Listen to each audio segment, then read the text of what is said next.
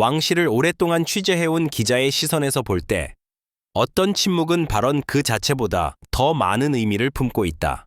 수년간 이어진 침묵, 의도적으로 피한 질문, 그리고 언제나 정제된 미소 뒤에 감춰진 거리감. 이 모든 것이 하나의 서사를 만들어 왔다.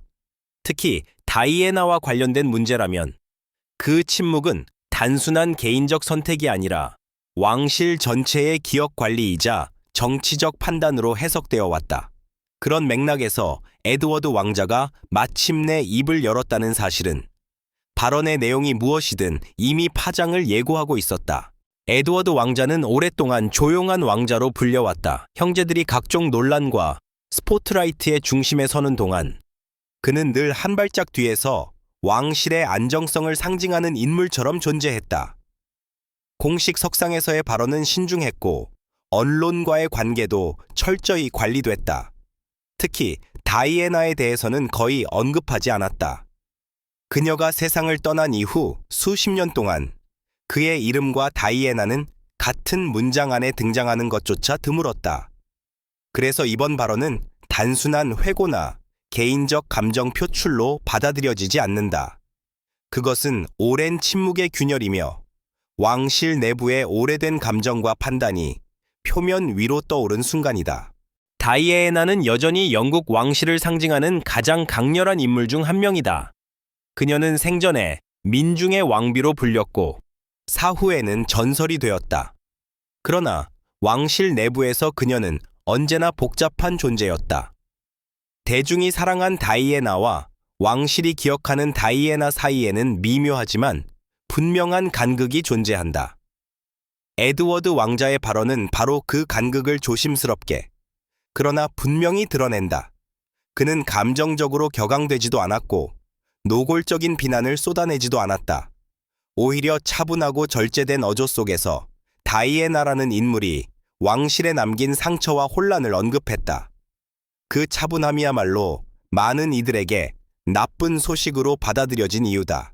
왕실 취재를 오래 해온 기자라면 알 수 있다.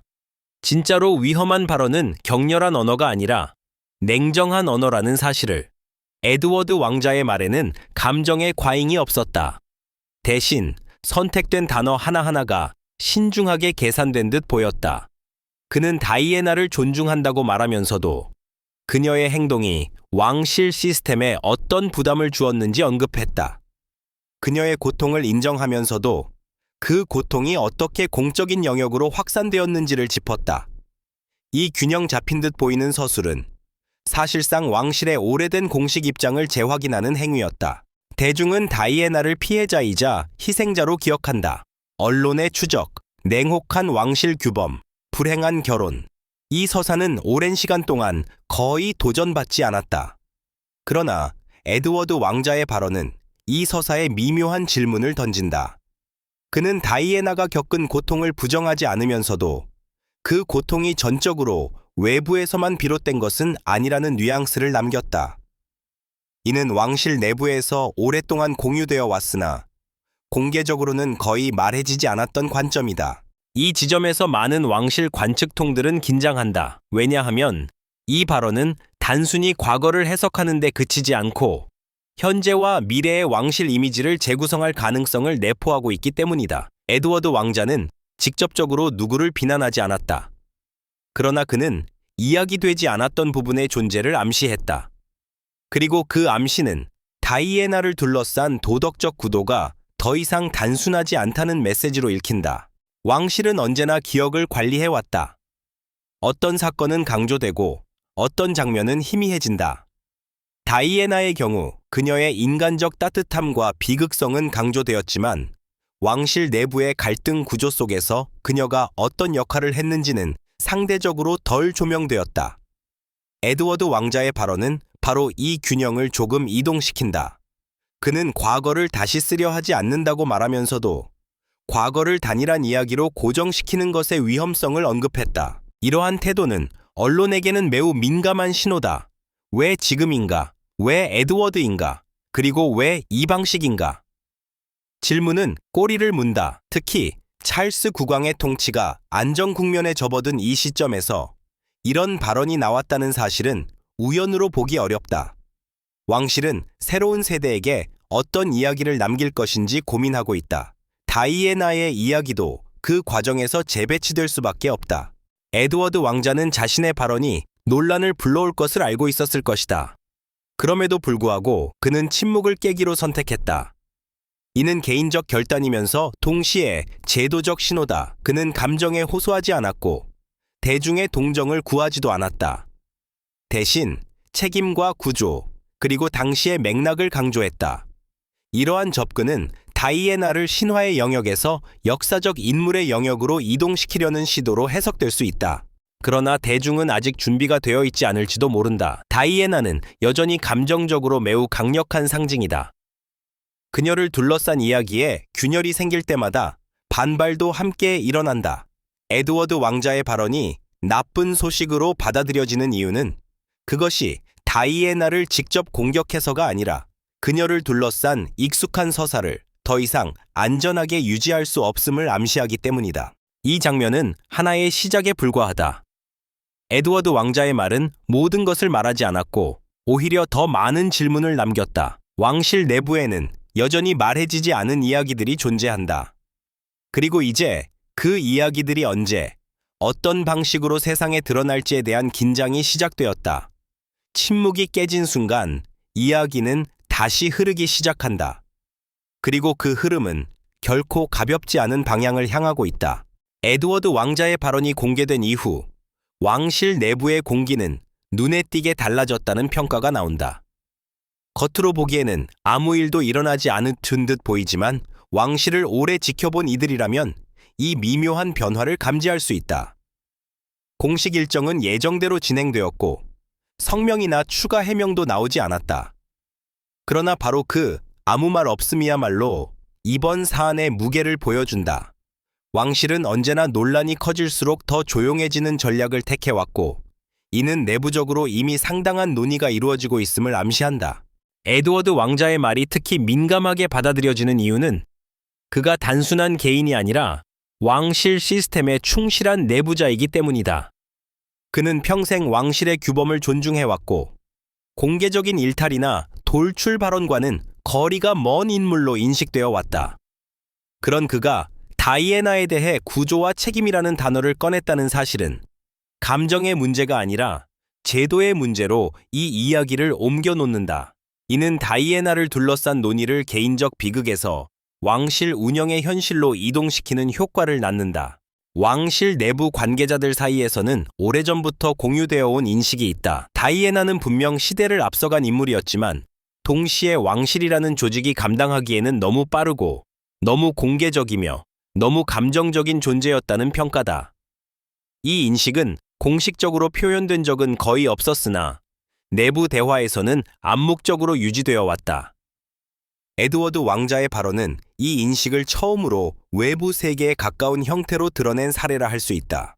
특히 주목할 점은 그가 다이애나를 비난하지 않았다는 사실이다. 그는 그녀를 이해하려 노력했다고 말했고 당시 왕실이 처한 한계 역시 인정했다.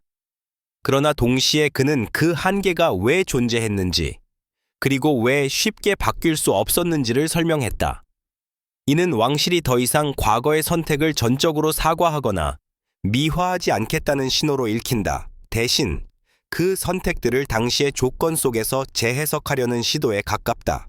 이러한 태도는 언론에게는 새로운 서사의 가능성을 제공한다. 그동안 다이애나 이야기는 비교적 단순한 구도로 소비되어 왔다. 선과 악, 피해자와 가해자, 냉혹한 제도와 따뜻한 개인. 그러나 에드워드 왕자의 발언은 이 구도가 지나치게 단순하다는 점을 암시한다. 그는 다이애나가 제도에 맞서 싸운 인물인 동시에 그 제도를 흔들어 놓은 인물이기도 했다고 말하지는 않았지만 그렇게 해석될 여지를 남겼다.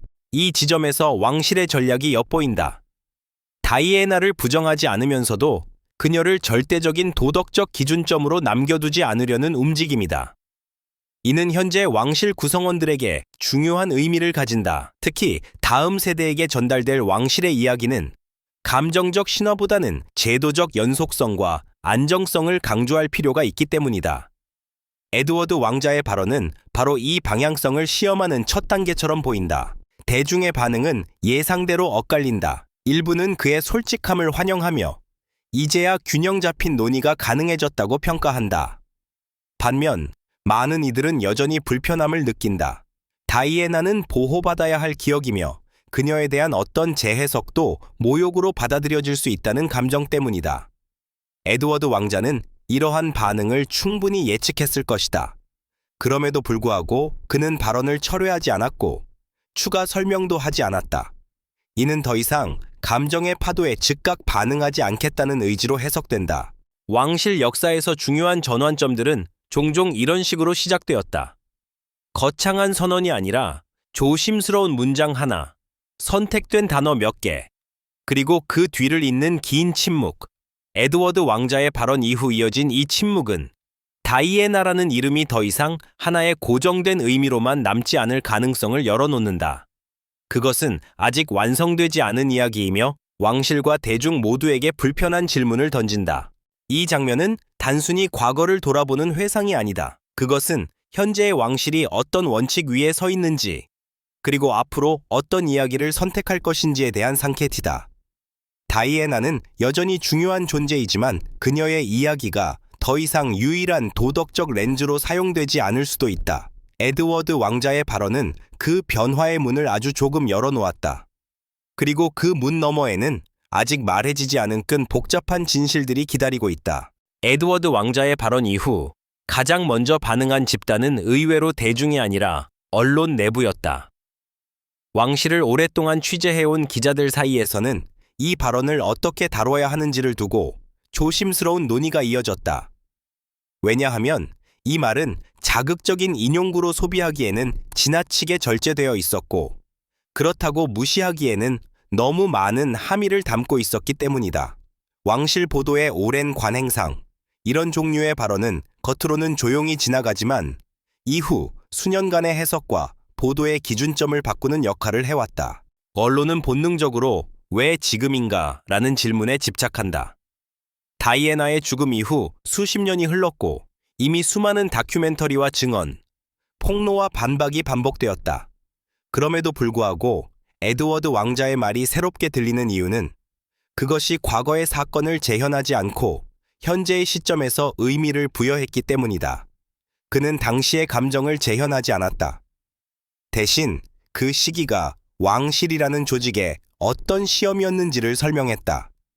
이는 기억의 문제가 아니라 판단의 문제로 다이애나를 다시 불러낸 셈이다.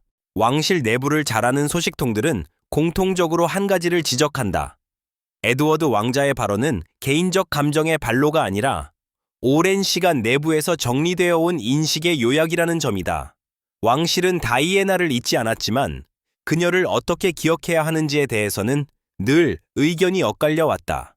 그녀를 변화의 상징으로 남길 것인가? 아니면 시스템이 감당하지 못한 예외로 볼 것인가? 이 질문은 공식적으로 논의된 적은 없지만 왕실의 세대 교체와 함께 점점 더 중요해지고 있었다. 에드워드 왕자는 이 논쟁의 한가운데에 서지 않으면서도 분명한 위치를 선택했다. 그는 다이애나를 영웅으로도 문제적 인물로도 규정하지 않았다. 대신 그녀를 왕실이라는 구조 속에서 기능하지 못했던 개인으로 묘사했다. 이 표현은 매우 조심스럽지만 동시에 냉정하다. 그것은 다이애나의 고통을 부정하지 않으면서도 그 고통이 제도와 어떻게 충돌했는지를 드러낸다. 이 관점은 대중에게 익숙하지 않기 때문에 더욱 불편하게 다가온다. 이러한 불편함은 곧바로 여론의 미묘한 균열로 나타났다. 공개적인 비난이나 격렬한 옹호보다는 조심스러운 거리두기와 침묵이 늘어났다. 일부 매체는 의도적으로 이 발언을 크게 다루지 않았고 일부는 분석 기사로만 접근했다. 감정적인 헤드라인이 줄어든 대신 맥락과 배경을 설명하려는 시도가 늘어났다. 이는 다이애나를 둘러싼 담론이 서서히 성숙 단계로 이동하고 있음을 보여주는 신호일지도 모른다. 왕실의 관점에서 보면 이러한 변화는 위험이자 기회다. 다이애나는 여전히 왕실 이미지에 강력한 영향을 미치는 인물이다. 그녀를 어떻게 다루느냐에 따라 왕실은 공감과 반발을 동시에 얻을 수 있다. 에드워드 왕자의 발언은 이 균형을 다시 조정하려는 시도로 보인다. 그는 다이애나를 왕실의 실패로 규정하지 않았지만 왕실이 모든 책임을 져야 하는 존재로도 남겨두지 않았다. 이 중간 지점은 매우 불안정하지만 동시에 현실적이다. 특히 주목되는 것은 이 발언이 찰스 국왕이나 윌리엄 왕세자의 직접적인 입장을 대신하지 않았다는 점이다. 에드워드 왕자는 중심 인물도 후계 구도의 핵심도 아니다. 바로 그 점이 그의 발언을 가능하게 했다. 그는 왕실의 공식 얼굴이 아니기에 말할 수 있었고, 그렇기에 그의 말은 실험적 성격을 띈다. 만약 반발이 크다면 더 이상 확장되지 않을 것이고, 수용된다면 점진적으로 다른 목소리로 이어질 수 있다. 이러한 맥락에서 보면 에드워드 왕자의 침묵 이후의 발언은 단절이 아니라 예고에 가깝다. 왕실은 한 번에 모든 이야기를 꺼내지 않는다. 대신 작은 조각들을 시간차를 두고 흘려보낸다. 다이애나에 대한 새로운 해석 역시 그런 방식으로 진행될 가능성이 크다. 한 사람의 발언으로 모든 것이 바뀌지는 않지만 한 사람의 발언이 방향을 바꿀 수는 있다. 결국 이 장면은 다이애나의 이야기가 끝나지 않았음을 보여준다. 그것은 여전히 현재 진행형이며 시대와 세대에 따라 다른 의미를 갖는다. 에드워드 왕자의 발언은 그 의미가 더 이상 고정되어 있지 않다는 사실을 조용히 선언했다. 그리고 그 선언은 다음 이야기가 어떤 어조와 관점으로 이어질지에 대한 긴장을 남긴 채 왕실과 대중 모두를 다시 생각하게 만들고 있다. 에드워드 왕자의 발언이 남긴 여운이 가라앉기도 전에 왕실을 둘러싼 또 하나의 중요한 변화가 조용히 감지되기 시작했다. 그것은 공식 성명이나 정책의 변화가 아니라 말해지지 않는 태도의 변화였다. 왕실 구성원들의 발언에서 다이애나의 이름이 언급되는 방식 혹은 언급되지 않는 방식이 미묘하게 달라지고 있었다. 이전에는 존경과 애도의 언어로만 채워졌던 문장들이 이제는 점점 더 중립적이고 거리감 있는 표현으로 대체되고 있었다. 이 변화는 우연이라기보다는 의도된 흐름처럼 보인다. 왕실의 언어는 언제나 신중하다. 특히 과거의 상처와 연결된 인물에 대해서는 더욱 그렇다. 다이애나는 오랫동안 예외적인 존재였다. 그녀는 왕실 내부에서는 조심스럽게 다뤄졌고 외부에서는 거의 선격처럼 보호받았다. 그러나 에드워드 왕자의 발언 이후 그 예외성이 서서히 조정되고 있는 듯한 인상을 준다. 그녀는 여전히 중요한 인물이지만 더 이상 절대적인 기준점으로만 남아있지는 않다. 이러한 변화는 왕실의 세대 교체와도 깊이 연결되어 있다. 현재 왕실을 구성하는 핵심 인물들은 다이애나와 직접적인 감정적 관계를 맺었던 세대와 그렇지 않은 세대가 공존하고 있다. 이 두 세대는 같은 기억을 공유하지 않는다. 한쪽에게 다이애나는 개인적 고통과 혼란의 중심에 있는 인물이었고 다른 한쪽에게는 이미 역사적 서사 속에 존재하는 이름이다. 에드워드 왕자의 발언은 이 두 시선을 연결하려는 시도로 해석될 수 있다. 왕실 내부에서는 오래전부터 기억의 재정렬이라는 개념이 논의되어 왔다는 이야기가 들려온다. 이는 과거를 지우거나 왜곡하는 것이 아니라 현재와 미래의 필요에 맞게 다시 배치하는 작업을 의미한다. 다이애나의 이야기는 이 과정에서 가장 어려운 과제 중 하나였다. 그녀를 빼놓고 왕실의 현대사를 말할 수는 없지만 그녀만으로 그 역사를 정의할 수도 없기 때문이다. 에드워드 왕자의 발언은 이 딜레마를 공개적으로 인정한 첫 사례에 가깝다. 흥미로운 점은 이 발언 이후 왕실이 어떤 방어적 태도도 취하지 않았다는 사실이다. 논란을 차단하기 위한 추가 설명도 오해를 풀기 위한 인터뷰도 없었다. 이는 왕실이 이미 어느 정도의 반발을 감수할 준비가 되어 있음을 시사한다. 더 이상 모든 감정적 반응에 즉각 대응하지 않겠다는 전략적 선택이다. 이는 왕실이 대중과의 관계에서 한 단계 성숙한 위치로 이동하고 있음을 보여준다. 다이애나를 둘러싼 이야기는 오랫동안 감정의 언어로 지배되어 왔다. 슬픔, 분노, 연민, 죄책감, 이러한 감정들은 그녀를 신화적 존재로 만들었지만 동시에 냉정한 분석을 어렵게 만들었다. 에드워드 왕자의 접근은 이 감정의 층위를 존중하면서도 그 위에 구조와 맥락이라는 새로운 층을 쌓아 올린다. 이는 다이애나를 덜 사랑하자는 제안이 아니라 그녀를 더 정확히 이해하자는 요청에 가깝다. 그러나 정확한 이해는 언제나 불편함을 동반한다. 특히 오랫동안 유지되어 온 도덕적 구도가 흔들릴 때 사람들은 본능적으로 저항한다. 다이애나는 오랫동안 왕실의 차가움과 대비되는 따뜻함의 상징이었다. 그 상징이 상대화되는 순간 왕실 역시 새로운 평가의 대상이 된다. 에드워드 왕자의 발언은 이 위험을 감수한 선택이었다. 그는 왕실이 완벽하지 않았음을 인정하면서도 그 불완전함이 단순한 악의 결과는 아니었다는 점을 강조했다. 이 장에서 드러나는 핵심은 하나다. 왕실은 더 이상 과거를 단일한 감정의 언어로만 설명하려 하지 않는다는 것이다. 다이애나는 여전히 중요한 인물이지만 그녀의 이야기는 이제 더 넓은 맥락 속에서 다뤄질 준비를 하고 있다.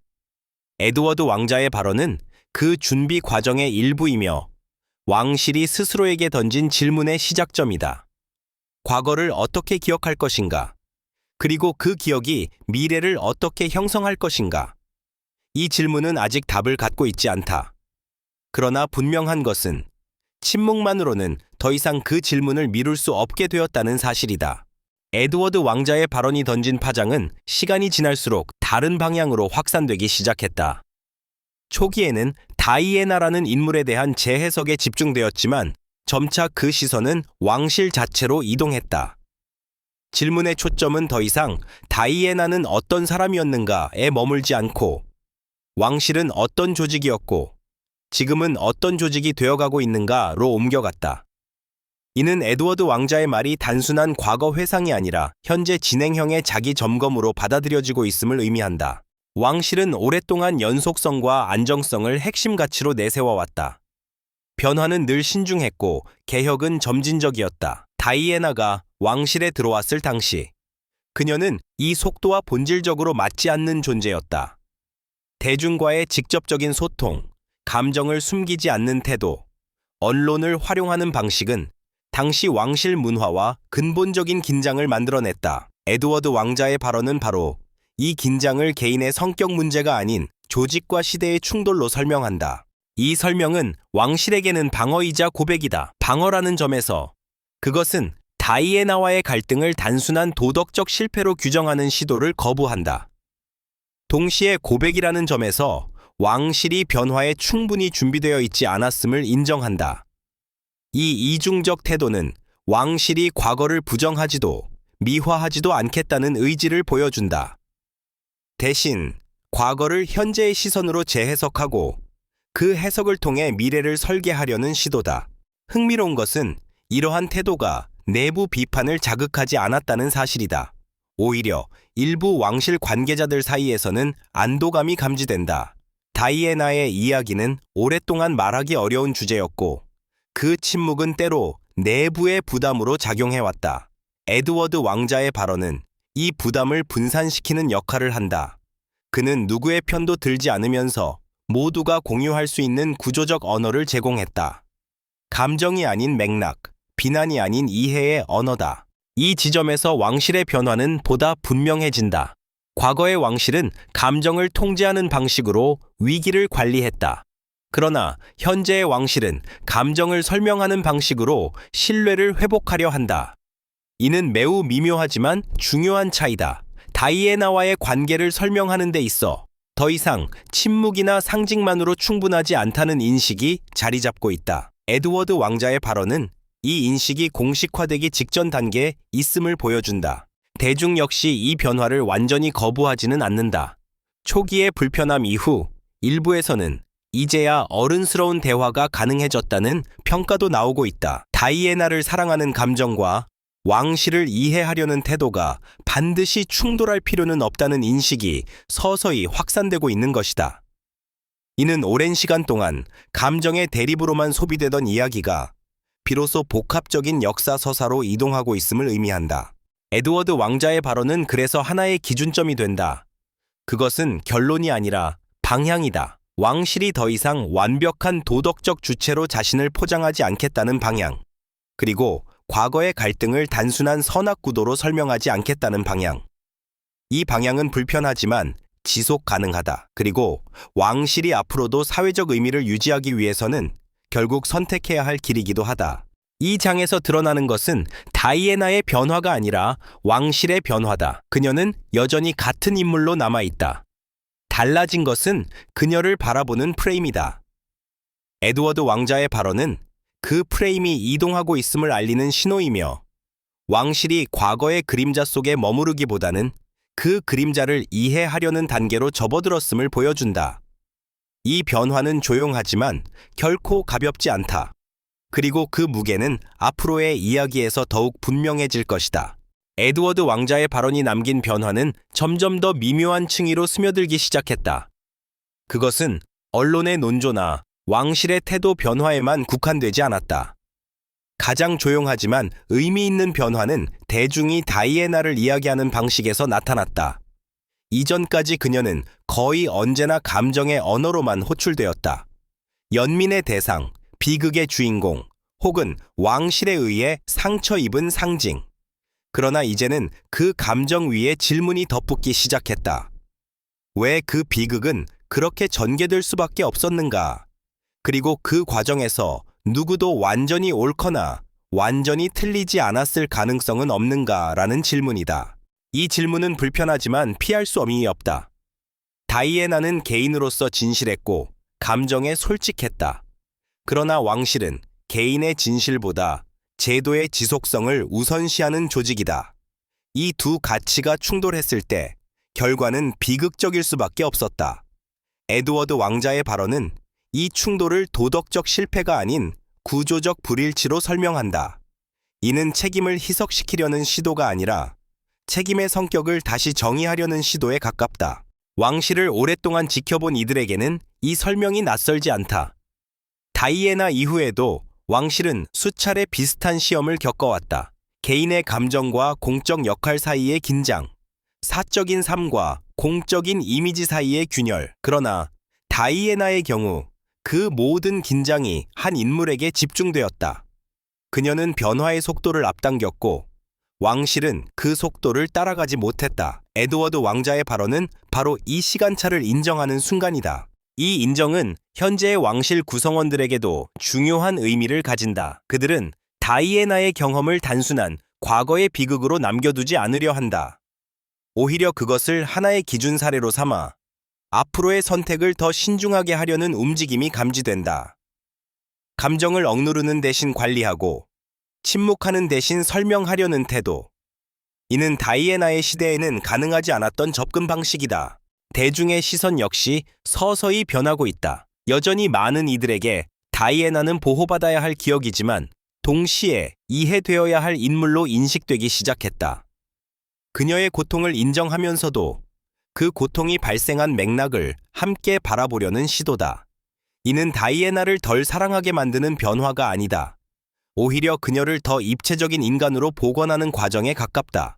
에드워드 왕자의 발언은 이 과정을 촉발한 계기 중 하나일 뿐이다. 그러나 중요한 것은 그 발언이 더 이상 되돌릴 수 없는 질문을 열어놓았다는 점이다. 왕실은 과거처럼 모든 것을 상징과 의례로 덮을 수 없게 되었다. 정보는 빠르게 확산되고 해석은 다양해졌다. 이런 환경에서 침묵은 더 이상 안전한 선택이 아니다. 설명하지 않는 순간 다른 누군가가 대신 설명하게 된다. 이 장면에서 왕실의 선택은 분명해 보인다. 완벽함의 신화를 유지하기보다는 불완전함을 관리하는 방향으로 나아가고 있다. 다이애나의 이야기는 그 변화의 출발점이자 시험대다. 에드워드 왕자의 발언은 그 시험을 정면으로 마주하겠다는 신호이며 왕실이 더 이상 과거의 그림자에만 머물지 않겠다는 선언처럼 읽힌다. 이제 다이애나는 단순한 비극의 상징이 아니다. 그녀는 질문을 남긴 인물이며 그 질문은 여전히 유효하다. 왕실은 그 질문에 대해 하나의 정답을 제시하지 않는다. 대신 질문을 인정하고 그 질문과 함께 나아가려 한다. 에드워드 왕자의 발언은 그 여정의 중간 지점에 놓인 이정표다. 그리고 이 이정표를 지나며 왕실과 대중 모두는 더 이상 이전과 같은 방식으로 과거를 바라볼 수 없게 되었다. 에드워드 왕자의 발언 이후 이어진 시간은 겉으로 보기에는 큰 변화가 없는 듯 보이지만 왕실 서사의 방향을 조용히 고정시키는 과정이었다. 논란은 점차 잦아들었고 격렬한 반응도 서서히 사라졌다. 그러나 그 자리에 남은 것은 침묵이 아니라 새로운 전제였다. 다이애나의 이야기는 더 이상 하나의 감정적 결론으로 귀결되지 않는다는 전제, 그리고 왕실은 그 이야기를 관리의 대상이 아닌 이해의 대상으로 다루기 시작했다는 전제다. 왕실에게 있어 가장 어려운 일은 과거를 바꾸는 것이 아니라 과거를 어떻게 설명할 것인가를 결정하는 일이다. 다이애나는 오랫동안 설명되지 않는 존재였다. 그녀는 상징으로 소비되었고 신화로 보호되었다. 그 결과 왕실 역시 방어와 침묵 속에 머물 수밖에 없었다. 에드워드 왕자의 발언은 이 구조를 깨뜨렸다. 그는 다이애나를 해석의 대상, 질문의 대상으로 옮겨놓았다. 이것은 비난이 아니라 책임 있는 성찰의 시작이다. 이 과정에서 중요한 것은 결론을 서두르지 않는 태도다. 에드워드 왕자는 자신의 발언이 모든 답을 담고 있지 않다는 점을 분명히 했다. 그는 다이애나를 정의하지 않았고 왕실을 변호하지도 않았다. 대신 하나의 시각을 제시했을 뿐이다. 그 시각은 완전하지 않지만 더 이상 침묵에 의존하지 않는다는 점에서 의미를 갖는다. 왕실은 이제 완벽한 이미지보다 지속 가능한 신뢰를 선택하고 있다. 이 선택은 미래 세대를 향한 메시지이기도 하다. 왕실은 더 이상 감정을 억압하는 조직이 아니라 감정을 맥락 속에서 다루는 조직이 되려 한다. 다이애나의 이야기는 그 변화의 출발점이자 경고다. 개인의 진실이 제도의 속도를 앞설 때 어떤 일이 벌어지는지, 그리고 그 간극을 방치했을 때 어떤 상처가 남는지를 보여주는 사례다. 에드워드 왕자의 발언은 이 교훈을 부정하지 않고 정면으로 받아들이는 태도를 드러낸다. 대중 역시 이 변화를 완전히 거부하지 않는다. 시간이 지나면서 감정의 파도는 잦아들고 질문만이 남는다. 다이애나는 왜 그렇게 외로웠는가? 왕실은 왜 그렇게 느리게 반응했는가? 이 질문들은 더 이상 누군가를 심판하기 위한 것이 아니다. 이해를 위한 질문이며 반복되지 않기 위한 질문이다. 에드워드 왕자의 발언은 이 질문들이 공적 공간에서 허용될 수 있음을 보여주었다. 결국 이 이야기는 다이애나에 관한 이야기이면서 동시에 왕실이 스스로를 어떻게 정의할 것인가에 관한 이야기다. 왕실은 더 이상 절대적인 도덕의 상징이 아니다. 대신 역사와 인간의 한계를 함께 짊어진 제도로서 자신을 위치시키고 있다. 이는 약점처럼 보일 수 있지만 장기적으로는 신뢰를 회복하는 방식이기도 하다. 완벽함보다 솔직함이, 침묵보다 설명이 더 설득력을 갖는 시대이기 때문이다. 에드워드 왕자의 발언은 그래서 하나의 끝이 아니라 새로운 균형의 시작이다. 다이애나는 여전히 기억될 것이고 사랑받을 것이다. 그러나 그 기억은 더 이상 단순하지 않다. 그것은 질문과 맥락, 이해와 성찰을 동반한 기억이다. 왕실 역시 그 기억과 함께 변화하고 있다. 이 조용한 변화는 당장 눈에 띄지 않을지 모르지만 시간이 흐를수록 분명해질 것이다. 그리고 언젠가 돌아보았을 때 많은 이들은 이 순간을 기억하게 될지도 모른다. 침묵이 깨지고 이야기가 다시 시작된 순간으로.